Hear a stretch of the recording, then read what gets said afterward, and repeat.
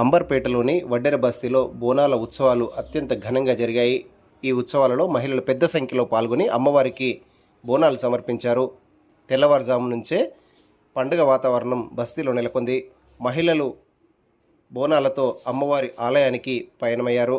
పసుపు, కుంకుమ, వేపాకులతో అలంకరించినటువంటి బోనాలను అమ్మవారికి నివేదించి ప్రత్యేక పూజలు చేశారు.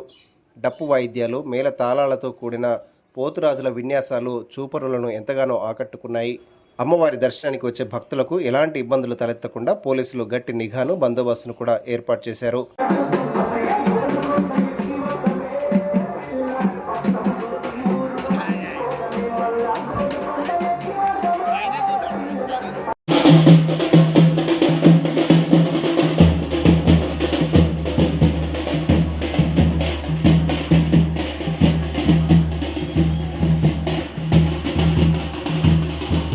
నమస్కారాలు.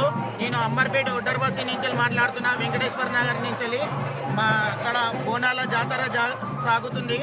ఇది ప్రతి ఏడు శ్రావణంలో ఫస్ట్ వారంలో బోనాలు జరుగుతాయి మా కాడ.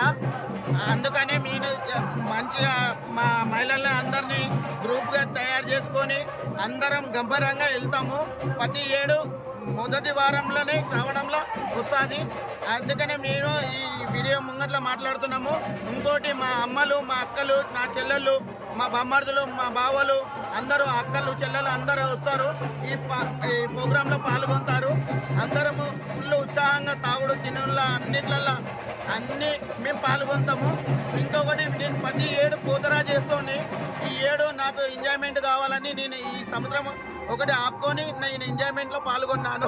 ఇంద్రనగర్ అంబర్పేట్ బోనాల జాతర ప్రతి శ్రావణం ఫస్ట్ వారంలో బోనాల ఉత్సవాలు జరుగుతాయి.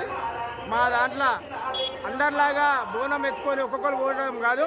ఈ అంబర్పేట్ బోనాలు అంటే వడ్డెర బస్తీలో గుంపుగా వెళ్ళాలని ఒక గల్లీ నుంచి ఒక గల్లీ పోయే వరకు మా బోనాలు అనేది ఒక సాంప్రదాయము. మా సాంప్రదాయం ప్రకారంగా మా బస్తీలో ఇప్పుడు కాదు ఎల్లప్పటి నుంచి ఇలాంటి ఎన్నో జాతరలు చేసుకోవాలని మేము కాదు, మా తాతల కాడికి వెళ్ళి ఉన్నది.